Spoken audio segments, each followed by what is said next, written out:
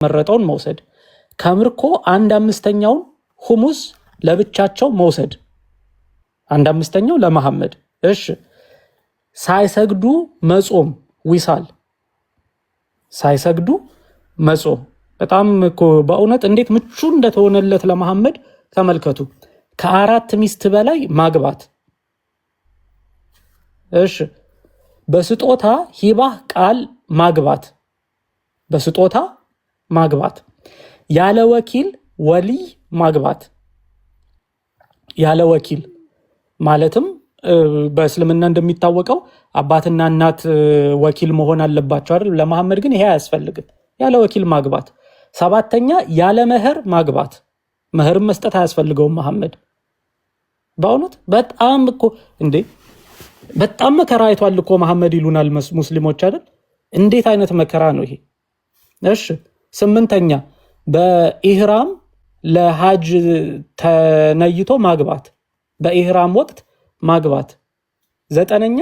በሚስቶች መካከል ተራ መጠበቅ ግዴታ አለመሆኑ በእውነት በሚስቶች መካከል ተራ መጠበቅ ለመሐመድ እንደፈለገ ነው አስረኛው ግን በጣም ለጆሮ የሚከብድ ነው ተመልከቱ አይናቸው መሐመድ ማለት ነው አይናቸው ያረፈባትን ሴት ባሏ እንዲፈታላትና እርሳቸው እንዲያገቧት ማድረግ በእውነት መሐመድ አይቶ ሴትን ከተመኘ ባሏ የዛች ሴት ባል እንዲፈታለት ከዛም መሐመድ ማግባት አለበት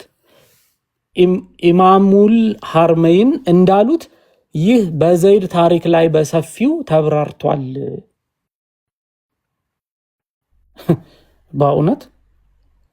የሰው ሚስት አፋቶ እንደው ተመኝቻታለሁ ፈልጊያታለሁኝ ብሎ ይሄ በእውነት ለጆሮ እኮ በጣም የሚሰቀጥጥ ነው 11ኛ ሶፊያን ነፃ አውጥቶ ነፃነቷን መህር ማድረጋቸው 12ኛ መካን ያለ ኢህራም መግባት በመካ ውስጥ መዋጋት ውርስ ዓለም አወረሳቸው ከዛ ከሞቱ በኋላ ሚስቶቻቸው ሆኖ መቆየታቸው ሌላ ሰው ማግባት አለመቻሉ ማለት ነው የመሐመድ ሚስቶች 16ኛ የፈቷት ሴት ለሌላ ወንድ እርም መሆኗ ይላል እነዚህ እንግዲህ 16 ለመሐመድ የተፈቀዱ መብቶች ናቸው ተብሎ የተቀመጠ ነው ኤኒዌይ ግን ለምንድን ነው የተፈቀደው ሰው አይደለም እንዴ መሐመድ ቢቆሉ ማነ አረዲ ለራስ ሲቆርሱ አያሳንሱ ይላል ያገሬ ሰው ናቸው ለራስ ሲቆርሱ አያሳንሱ ይላል ያገሬ ሰው እንዴ ይሄ ፈጣሪ ህግ እኮ ለሰው ሁሉ ነው የሚሰራው መሐመድም ሰው ነው እንግዲህ እንጃ ከታች አንዱ አረዲ አታስለቅሰን የነብዩን ሰቆቃ እያሰማህ አላለም ከባድ ነው አይ